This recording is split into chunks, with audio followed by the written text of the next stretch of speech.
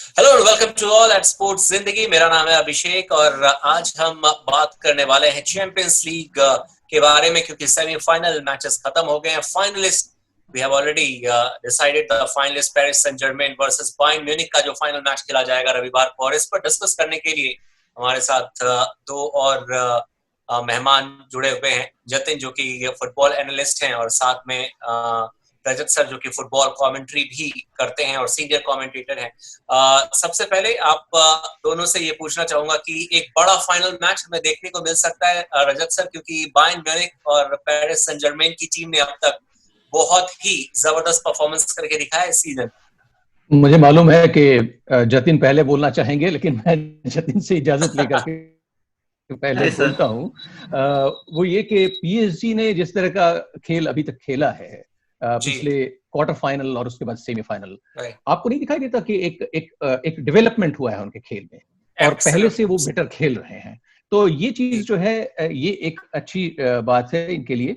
और खास तौर पर तब मैं कह रहा हूं जब बायर्न म्यूनिख को सभी लोग ये मान रहे हैं कि ये चैंपियंस ट्रॉफी इस बार वो जीत ले जाएगी। लेकिन मैं सोचता हूं कि एक नए ढंग से अगर कोई नई टीम ऊपर आती है, खासतौर पर पीएसजी जैसी टीम जो कि कभी भी पहले फाइनल में प्रवेश नहीं किया था, जिसने इस ट्रॉफी में, बल्कि सेमीफाइनल में भी कभी वो नहीं आए थे, तो इनके लिए एक बहुत बड़ी बात होगी। और खासतौर पर ये दिलचस्पी वाली बात है पीएसजी के लिए या पीएसजी के समर्थकों के लिए कि नेमार और एम्बापे, जो कि दुनिया के सबसे ज्यादा महंगे खिलाड़ी के रूप में विख्यात हैं, तो उनको अपना जो प्रदर्शन है उस कीमत के मुकाबले कम से कम साबित करना जरूर होगा। और मुझे लगता है कि वो इस दिशा में अग्रसर हो रहे हैं। जहां तक नेमार का सवाल है, राइट सर, खासतौर पे आपने जब एम्बापे का जिक्र किया है, no doubt one of the finest talent है इस समय वर्ल्ड के, और जतिन भी कई बार फॉलो करते हैं। हालांकि ये मैनचेस्टर यूनाइटेड के बड़े फैन है, पर जतिन आपको पता है कि एम्बापे का जो पेस है वो कोई भी डिफेंस लाइन के अगेंस्ट बहुत ज्यादा प्रॉब्लम क्रिएट कर सकती है। आई होप कि बायर्न के पास पेस तो है, आई मीन सी वो टैकल तो कर सकते हैं सिचुएशन, क्योंकि लिए उनका डिफेंस अदर देन बोटैंग मुझे तो लगता है कि मैनेजेबल है।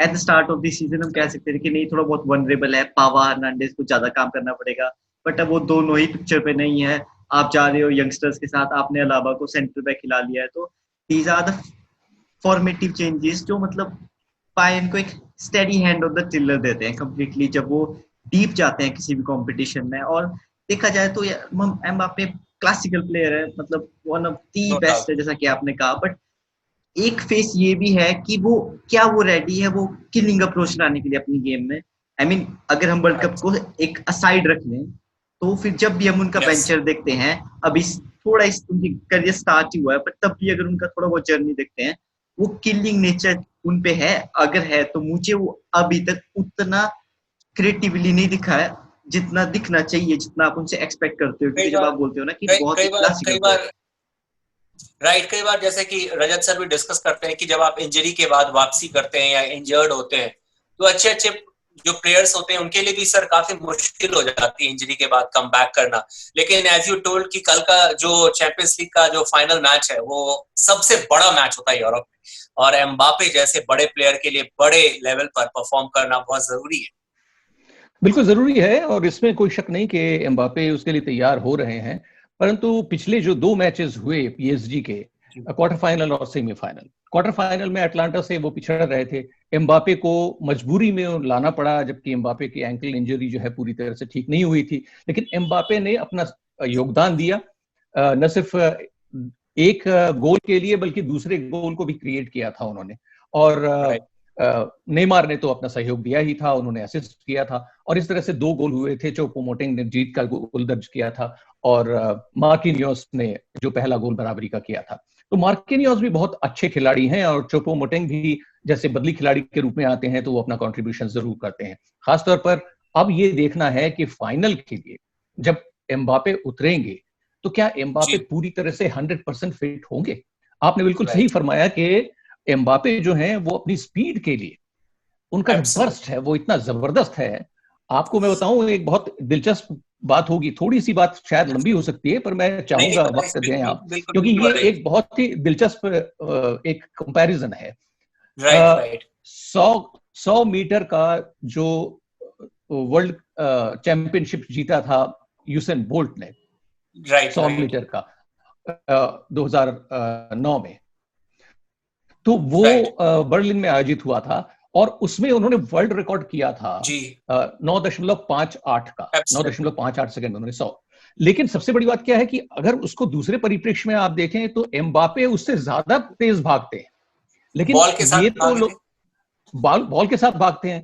अंतर सिर्फ इतना है कि यूसेन बोल्ट जो हैं वो 100 मीटर के अंदर स्टार्ट भी लेते हैं, रन पर करते हैं, और उसके बाद फिर लास्ट जो बर्स्ट होता है वो भी होता है, ये तीनों का, क्योंकि इतना छोटा वक्त उनको मिला हुआ है, इतना छोटा सा डिस्टेंस मिला हुआ है, उसके अंदर ये सब करना बहुत मुश्किल काम है। एम्बापे तो पूरे मैच में दौड़ते रहते हैं, उनको ये मौका मिलता है कि वो अपनी पूरी रफ्तार से दौड़ पड़े, तो ये एक कंपैरिजन है। लेकिन एम्बापे का जो है वो खिलाड़ियों का जो दौड़ है, खिलाड़ियों की जो दौड़ है, उस दौड़ में सबसे ज्यादा आगे हैं, और उनका जो स्पीड है, मैक्सिमम स्पीड, वो 38 किलोमीटर प्रति घंटे की रफ्तार है।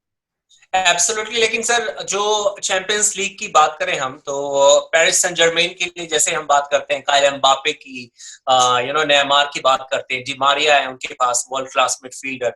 अगर हम बात करते हैं बायर्न म्यूनिख की, तो वहां पर थॉमस मुलर हैं, रॉबर्ट लेवेंडोव्स्की हैं।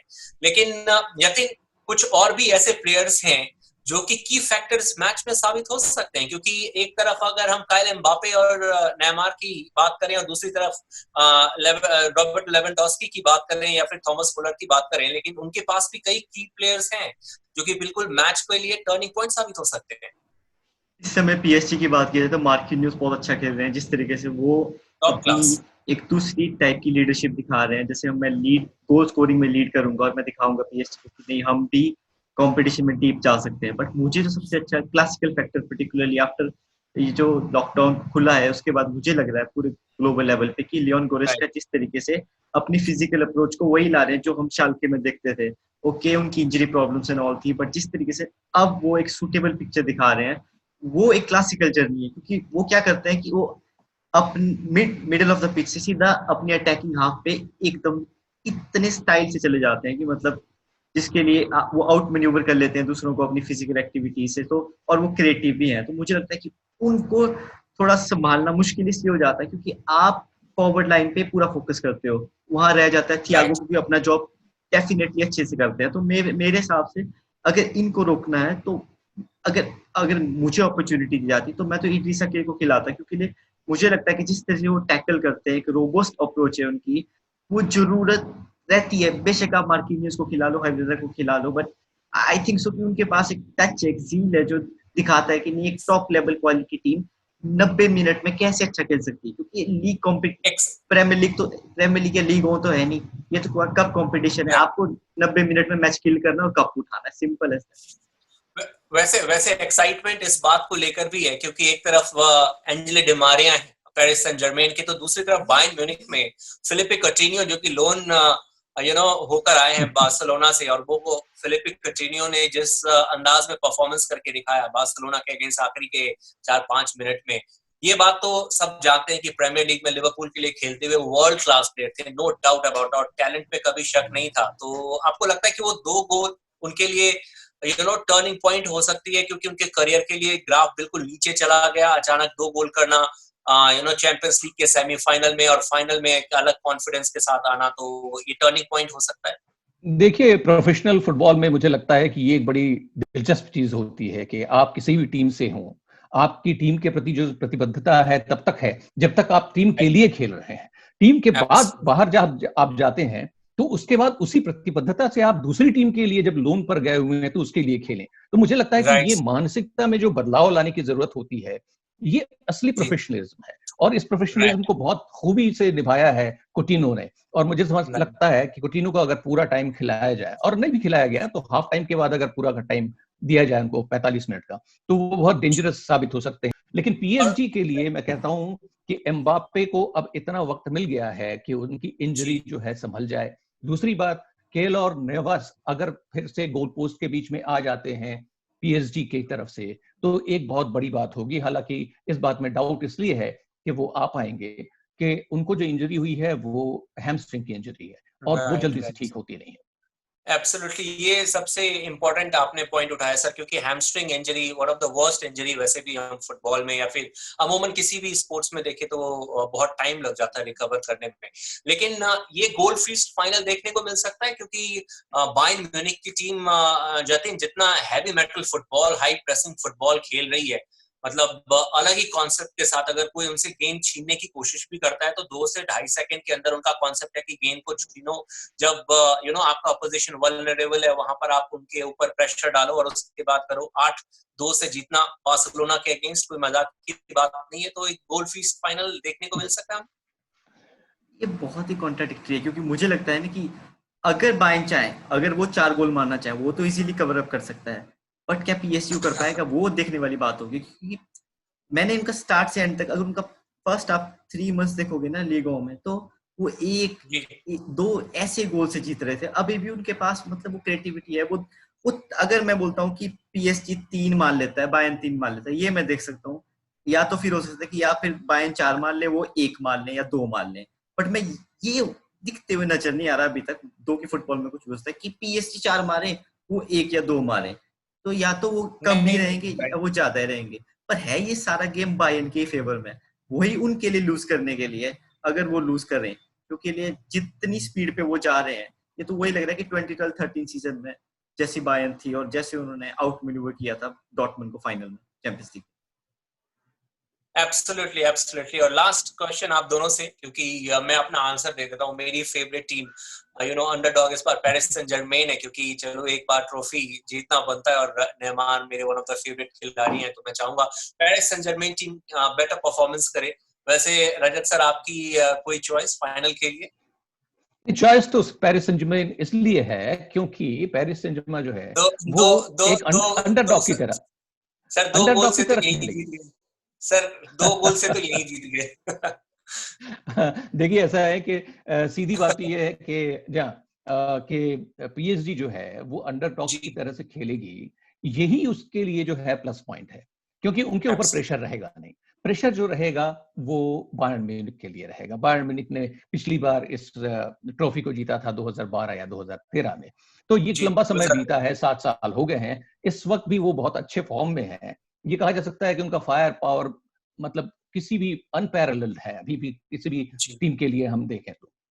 लेकिन आप देखिए कि पिछला मैच जो हुआ है सेमीफाइनल का, उसमें आप राइट। गौर करें तो आप देखेंगे कि लियोन ने शुरुआत में जो 3 चांसेस बिल्कुल लगातार एक दूसरे के बाद खो दिया, जो मिस उस कर वक्त दिए अगर थे। एक गोल हो जाता, एक गोल अगर हो जाता, तो सेमीफाइनल की पूरी कहानी जो है वो बदली हुई होती। क्या पता आज हम बायर्न की चर्चा ना करते हुए लियोन की चर्चा करते होते। तो इस लिहाज राइट। से मैं देखता हूं कि इन लियोन वाले मैच से बहुत कुछ टिप्स लेकर के पीएसजी के खिलाड़ी तैयार होकर के आएंगे, और मुझे लगता है कि एक बहुत अच्छा खेल और बहुत अच्छा मैच देखने को मिलेगा। और मुझे बिल्कुल बिल्कुल भी नहीं लगता कि इस तरह से, जिस तरह से उनको 8 गोल करने का मौका मिला दोबारा मिल बार्सिलोना के पाएगा। खिलाफ, दोबारा नहीं मिल पाएगा। बिल्कुल सही कहा सर ने। फुटबॉल भी एक कहावत है फुटबॉल में कि if and buts is the name of football.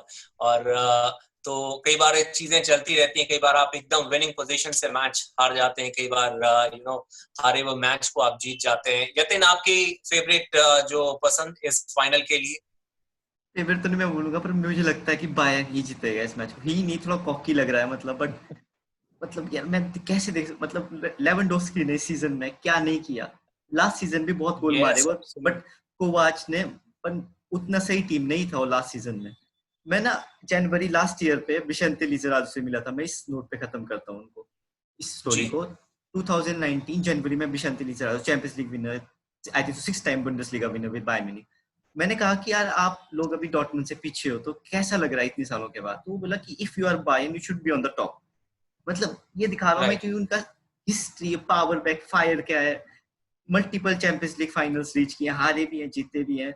But मुझे लगता है कि लेवेंडोस्की इस बार ना एक तो वो डिजर्व करते हैं जीतना, और उनके पास है भी नहीं है ट्रॉफी। एब्सोल्युटली नेमार ने जीती राइट। है, एम्बाप्पे में भी फ्यूचर में भी जीत ले, पर ये लेवेंडोस्की अब 30 पार है।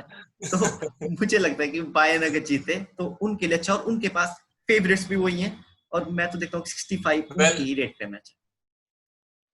आपने अभी मेंशन किया है रॉबर्ट लेवेंडोस्की का, तो जाते जाते अपने जितने भी व्यूअर्स हैं उनको मैं बता दूं कि 15 goal if I am not wrong अब तक कर चुके हैं यतीन, राइट?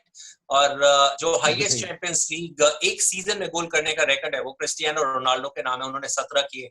तो या तो 2 गोल कर ले, रेस कर ले तो वो उसकी बराबरी कर ले, या तो हैट्रिक कर ले तो वैसे भी उनकी टीम जीत जाएगी। तो रिकॉर्ड अभी बनने बाकी है। आई होप कि जो फाइनल मैच होगा वो बहुत ही इंटरटेनिंग देखने को मिले, वन साइडेड ना मिले, और होपफुली ऐसे चैंपियंस लीग में बहुत कम ही मैचेस हमें देखने को मिलते हैं वन साइडेड फाइनल। तो एंजॉय करेंगे। और फाइनल के बाद एक बार फिर से रजत सर और यतिन और मैं आप सभी के लिए जो मैच एनालिसिस है वो लेकर आएंगे, और साथ में इंग्लिश प्रीमियर लीग, बुंदेसलीगा, सभी फुटबॉल के इंफॉर्मेशन के साथ हम आपके पास आएंगे। Till then, good bye.